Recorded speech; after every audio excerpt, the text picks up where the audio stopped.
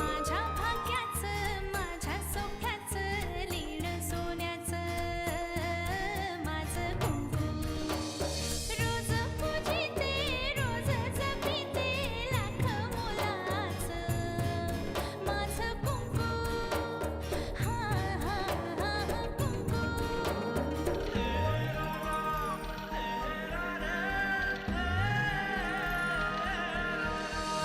मन माझे घर झाले त्याचे मोर स्वप्नांचा दारी नाचे शब्द त्याचे अमृताचे स्पर्श त्याचे चांदण्याचे त्याच्या श्वासाचे त्याच्या डोळ्याचे गुज सांगते माझं कुंकू हा हा हा कुंकू हा हा हा कुंकू माझं कुंकू जिथे जाईल मीही तिथेच राहणार. मला माझ्या कुटुंबासोबत रामावतीला जाऊन राहू दे. जे काही करायचंय ना ते तू कर, कारण जसा गण्यात तुझा भाऊ आहे तशी सुमिताई सुद्धा तुझीच आहे ना. रमावतीचं नाव जरी काढलं तरी कपाळावर आठा पडणारा माणूस अचानक रमावतीला राहायला का जातोय? आणि आपली इकडे प्रत्येक मिनिट प्रत्येक सेकंड प्रत्येक सेकंड काय औषध बिवषध द्या त्यांना व्यवस्थित वेळेवर. आत्याबाई मला वाटलं होतं तुम्ही तरी सुमिताईला समजून घ्या. अगं असं का बोलतीयस तू? माझी सुमित्राबद्दल काहीही तक्रार नाहीये. मग तुम्ही तिला एकटीला का जाऊ दिला रमावतीला? रमावतीला जायचं हा निर्णय आपला नव्हता कोणाचा, त्या नवरा बायकोंचा होता. आणि तसं पाहिलं तर सुमित्राला जरा हवा पालटाची गरज होतीच. मी सगळ्यांना हेच सांगतेय, तिला काही झालं नाहीये. तुझ्या तोंडात साखर पडू दे ग बाई. पण सध्या घरात ज्या काही घटना घडतायत ना त्याच्यावरनं असं वाटतंय की तिला काहीतरी होतंय. आणि परशुसुद्धा नव्हता का सांगत, काहीतरी विचित्रच बडबडायला लागली म्हणे आजकाल. परशुदादा सांगतात म्हणूनच माझा विश्वास नाहीये. अजून त्याच्याबद्दलची आढी जात नाही ना तुझ्या मनात ना? आत्याबाई मला कोणाबद्दलही काही बोलायचं नाही. मला फक्त तुम्हाला एवढंच सांगायचंय की तिला इकडे परत बोलवून घ्या. तिला एकटीला नका पाठवत तिकडे. काय एकटी कुठे आहे ती? नवरा आहे तिचा बरोबर. आणि अशा काय परक्या ठिकाणी का गेलीये कुठे? स्वतःच्या गावात स्वतःच्या घरी गेलीये ती. कसलं घर आणि कसलं गाव. हे बघ आता तू उगीच मनात काहीतरी आणू नकोस. आता सुमित्राला आहे थोडा त्रास, तर आपण काय करणार? तिला काही झालं नाहीये, ती पूर्ण बरी आहे आत्याबाई. हे बघ आता काय ठरवायचंय ना ते तिच्या नवऱ्यालाच ठरवू देत.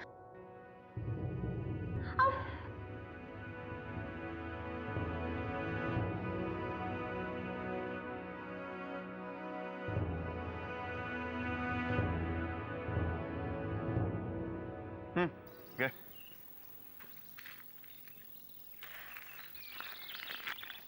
आर्यन मला भरव ना. बरं म्हणजे म्हणजे अरे तुझ्या हाताने एक घास मला भरव. काहीतरी काय अमृत. आणि उगाच तुला भरवलं ना तुला ती वेळ तिखट लागेल. चालेल लोक बघतील. गप. चालेल. तुला भरवत बसलो ना तर मला खाता येणार नाही. चालेल. तुला भरवत असताना कोणी पाहिलं ना उगाच कोणाला वाटेल मी तुझ्या प्रेमात वगैरे पडलोय की काय. हो चालेल. लोक गेले खड्ड्यात रे, तू भरव ना, नाही तर मी आरडाओरडा करेन ना.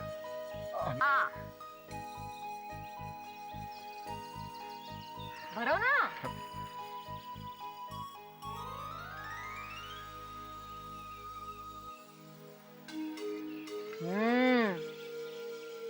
तुझ्या हातून खाल्ल्यावर गोड लागते.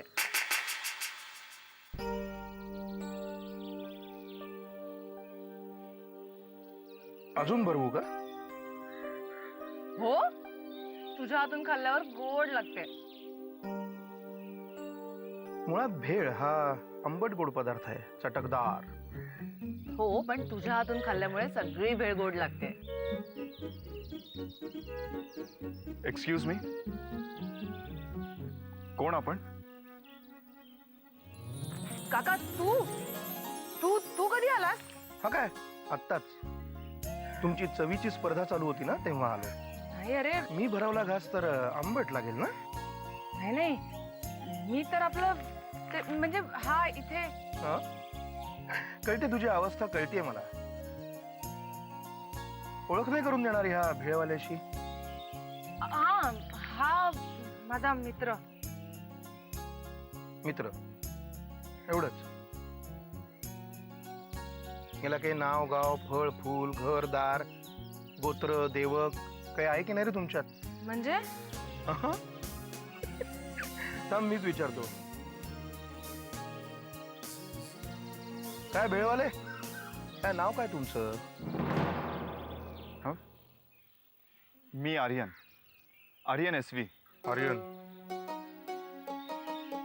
आर्यन SV. हे SV म्हणजे काय?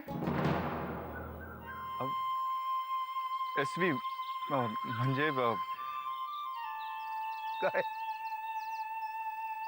नाही मी अरे किती कावरा बावरा झालाय. गंमत करत होतो मी. मी अमृताचा काका, सख्खा वामन किल्लेदार. तुलाही भरवू का एखादा घास? नाही नको. मग आर्यन SV काय करता काय आपण? काका अरे त्याला उशीर होतोय. हो ना रे, जा तू जा. अगं जाईल ग, आधी कळू तर दे. हे भेळवाले तुला भेळ भरवतात तसं स्वतःचं पोट भरण्यासाठी नक्की काय करतात? अरे अरे तुला उशीर होतोय ना, जा ना तू. येतो येतो.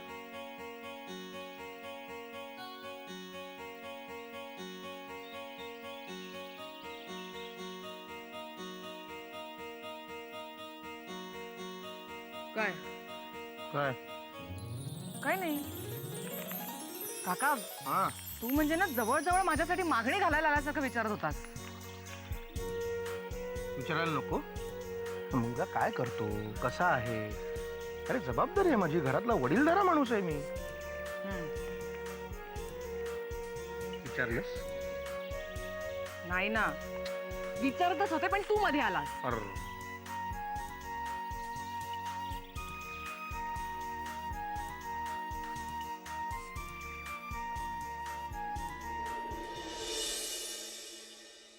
वाकनीस काका,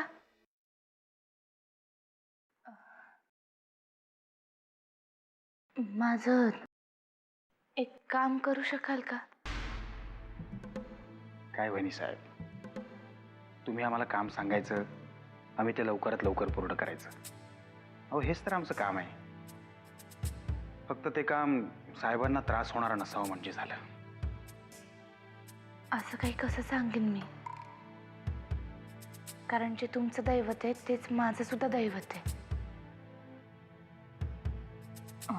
वाकनीस काका, तुम्ही यांना सांगून सुमिताईला आणि परशुदादांना इकडे बोलवून घेऊ शकाल? जानकी वहिनी, तुम्ही काय बोलताय मला काहीच कळत नाहीये. वाकनीस काका, तुम्हाला कसं सांगू कळत नाहीये, पण मला वाटतंय की सुमिताईला मनाविरुद्ध तिकडे घेऊन गेलेत ते, आणि सुमिताईच्या जीवाला तिकडे धोका आहे. जानकी वहिनी, खरं तर दिला नाही पाहिजे तुम्हाला, पण वडीलकीच्या नात्याने एक सल्ला देतो. तुम्ही या प्रकरणात लक्ष नका घालू. काय की परशु शेठ जरी किल्लेदार असले तरी ते एका सरड्याप्रमाणे आहेत. आणि सरड्याची झेप कुंपणापर्यंत असते हे त्यांना माहिती आहे. पण हा सरडा कुंपणापर्यंत झेप घेता घेता 100 वेळा रंग बदलतो. त्याची खासियत आहे.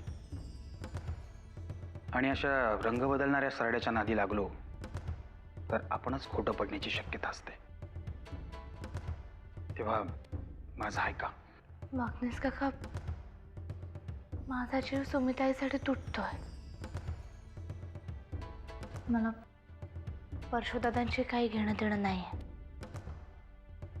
जानकी वहिनी, ज्या सुमितासाठी तुम्ही एवढ्या झटताय त्याच तुमच्याकडे तक्रार घेऊन येतील. कोणाची? तर परशु शेठची. आणि दुसऱ्या दिवशी माझा नवरा म्हणून तुम्हालाच त्रास देतील. तुम्हाला हे सगळं झेपणार आहे का? वाघनेस काका, माझं मन मला सांगतंय काहीतरी विपरीत घडणार आहे. जानकी वहिनी, आता तुमच्या मनात आलंय म्हणजे नक्कीच काहीतरी घडण्याची शक्यता असेलही. म्हणून माझी इच्छा नसतानाही मी या प्रकरणात लक्ष घालण्याचा प्रयत्न करेन. नुसता प्रयत्न नका करू, काहीतरी करा. यांच्याशी असं काहीतरी बोला की ते स्वतःहून म्हणतील तुम्ही त्याला परत घेऊन या म्हणून. जानकी वहिनी, परशु प्रकरणामध्ये साहेब किती लक्ष देतील मला शंकाच आहे. त्यांनी हे प्रकरण बाजूलाच ठेवलंय. ते त्यात लक्ष देत नाहीत, विचार करत नाही. बघूया, तरीही मी बोलून बघतो. जर काही घडलं तर ते चांगलंच असेल तुमच्यासाठी. येतो मी.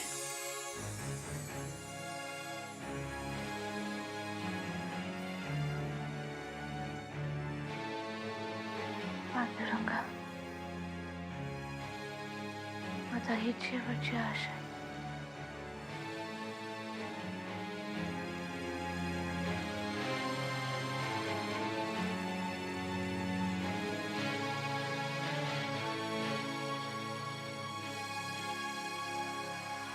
आनंदाचे डोही आनंद तरंग आनंद. अरे वा, आपलं लग्न झालं ना तेव्हाही तुम्ही इतके आनंदी नव्हतात. हल्ली रोज बघते काय तुमच्या चेहऱ्यावरचे भाव बदलायला लागले. नक्की काय भानगड आहे? तुला काहीच कळलं नाही का अजून? मला वाटलं तुला बाहेरून इकडनं तिकडनं कळलं असेल. मला कळलं असेल म्हणजे नक्की काय कळायला हवं होतं मला? आता माझ्याच तोंडाने मी काय सांगू अहिल्या? तुला माहिती आहे अहिल्या, मी खूप हळव्या मनाचा माणूस आहे. जरा जरी कोणी मला सहानुभूती दाखवली की मी तिकडेच वाहवत जातो. तेच तर मला जाणून घ्यायचंय. नक्की कोण तुम्हाला सहानुभूती देतंय ज्यामुळे तुम्ही इतके वाहवत चाललाय? संशय. संशय. उगच भलत्या शब्दातनं भलभलते अर्थ काढू नकोस. बरं ते जाऊ द्या. तुम्ही ना माझ्यावर डोकं तापवू नका. कुठून आलात ते आधी सांगा. कितीच रागा करशील? हा अहिल्या, माझ्या कितीही मनात असलं ना तरी तुला माहित नाही अशी कुठलीही मी गोष्ट करणार नाही. हा, करू शकत नाही असं नाही. तशा संध्याही खूप आल्या होत्या. तुम्हाला अगदीच कच्चा खेळून समजू नकोस. पण काय करणार ना, जी परिस्थिती पदरात पडेल ती स्वीकारणारा माणूस पडलो ना मी. आले मोठे परिस्थिती स्वीकारणारे. तुला कोणाच्याही चेहऱ्यावरचा आनंद पाहवतच नाही का ग? का लोकांनी तुझ्यासमोर येताना फक्त दुःखी असलं पाहिजे किंवा मग 1 तारखेला तुझ्या पुढे हात पसरायला यायचं म्हणजे मग त्यांच्या चेहऱ्याकडे बघून तुला आनंद होणार, मजा वाटणार? हा, मला तुमच्याशी बोलायची इच्छाच नाही. मला बरीच काम आहे. जा ना, कर ना तुझी ती बरीच कामं. कशाला हवंय मी कुठे गेलो, काय करत होतो? हा, निदान आत्ता तरी माझ्या आनंदावर विरजण घालू नकोस. बर,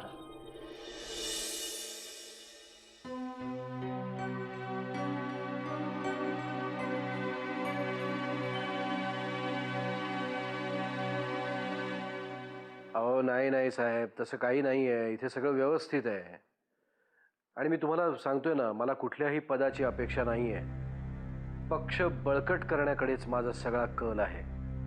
त्यामुळे सगळीकडचे दौरे मी करीन आणि जर मला काही वाटलंच तर मी आपणहून तुम्हाला सांगेन की.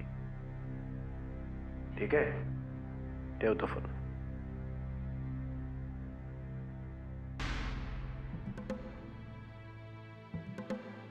काय झालं वाकनीस?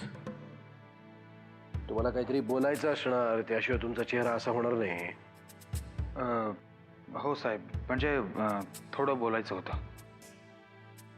बोला बोला, काय बोलायचंय? परशु शेठ रमावतीला गेलेत. काय आहे की इथे राजकारणावर त्यांचे धडे चालू होते, त्यामध्ये थोडेफार तयार पण झाले होते. म्हणजे त्याच्यात खंड पडायला नको असं मला वाटतंय. हे बघा वाकनीस, परशु तिथे मजा करण्यासाठी किंवा टाइमपास करण्यासाठी गेलेलं नाही.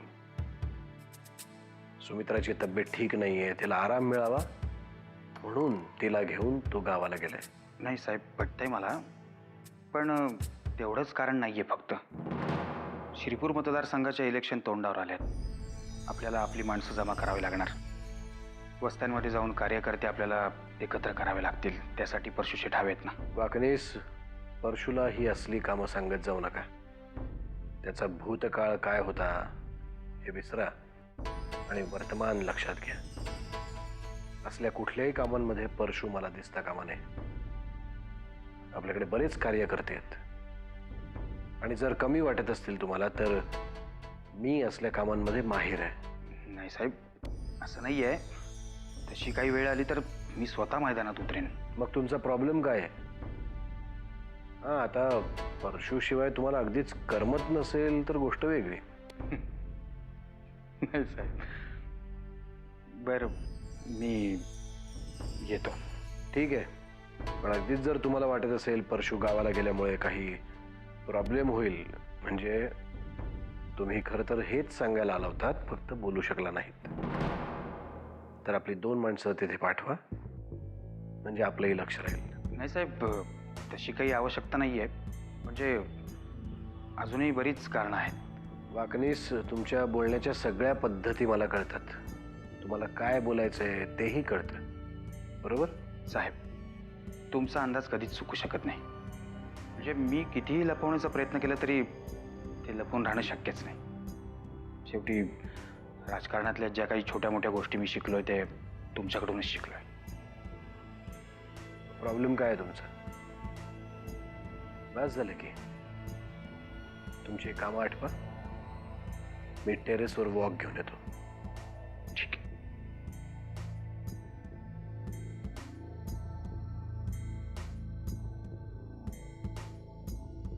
वाकनीस काका, काय म्हणाले हे? तुम्ही बोललात का त्यांच्याशी? हां, जानकी वहिनी, साहेबांशी बोललो मी, पण ते काहीच ऐकून घेत नाहीयेत. म्हणजे त्यांच्या मनामध्ये वेगळाच काहीतरी विषय आहे. फक्त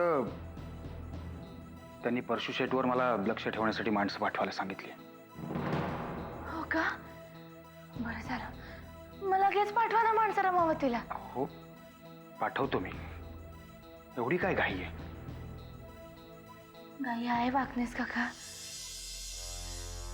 माझ्या जागी येऊन विचार करा, म्हणजे कळेल तुम्हाला.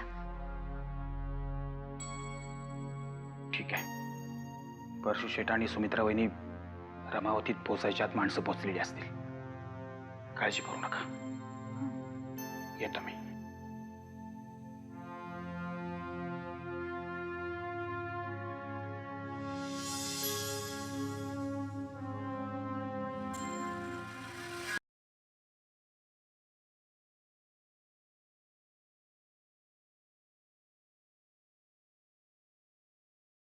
वामन दादा, आपण सुमिताईसाठी काहीतरी केलं पाहिजे. म्हणजे मी वाकनीस काकांशी पण बोलले, ते जाऊन यांच्याशी बोलले. यांना आधी पटलं नाही, पण नंतर म्हणाले की आपण परशुदादांवर लक्ष ठेवलं पाहिजे म्हणून. लक्ष ठेवलं पाहिजे. हो. जानकी, काय चाललंय तुझं? हा? सगळ्या जगाचं ओझं स्वतःच्या डोक्यावर असल्यासारखं का वागतीयस? आठव जरा, हसणं विसरलीयस तू पूर्णपणे.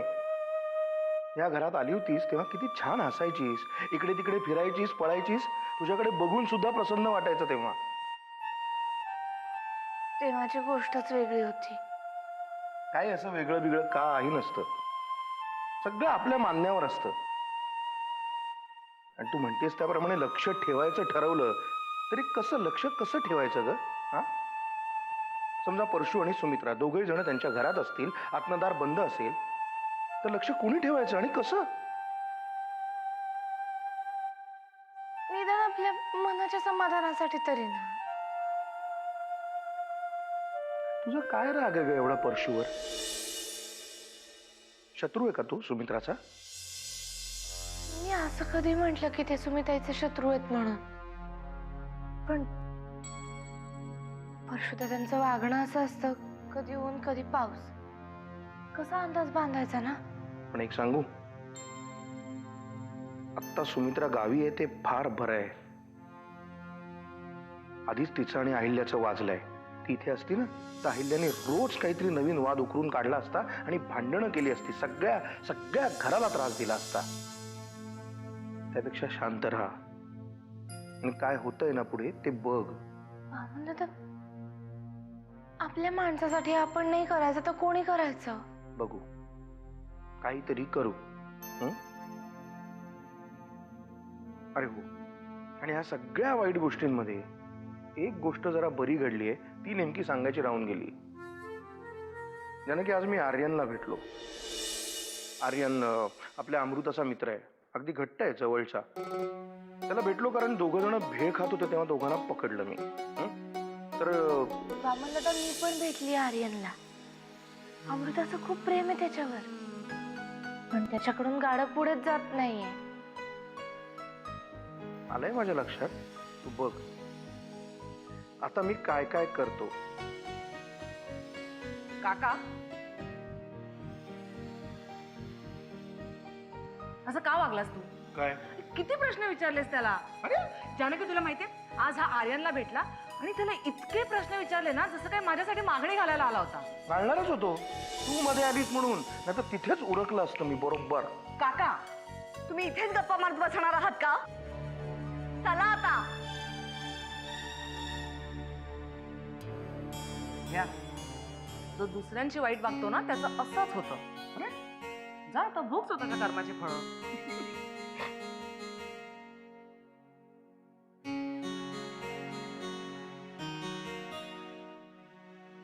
मी अगं हा काका ना अख्ख्या घराला ढिंडोरा पेटवून सांगणार आहे. मी काय म्हणते, त्यांनी सांगण्याच्या आधी तूच सगळ्यांना सांगून टाक ना. तू अजून एक धन्यवाद. अजून कशात काही नाही आणि सगळ्यांना सांगून टाक. काय अगं जानकी,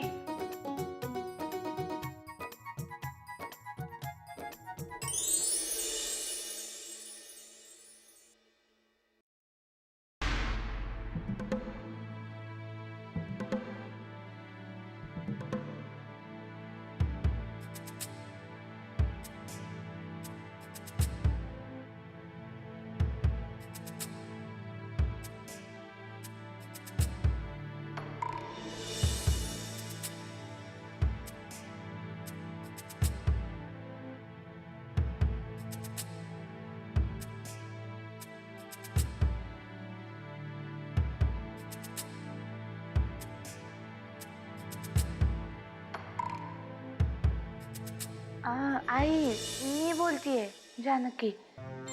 हा, मी ठीक आहे. अगं, मी एका कामासाठी फोन केला होता.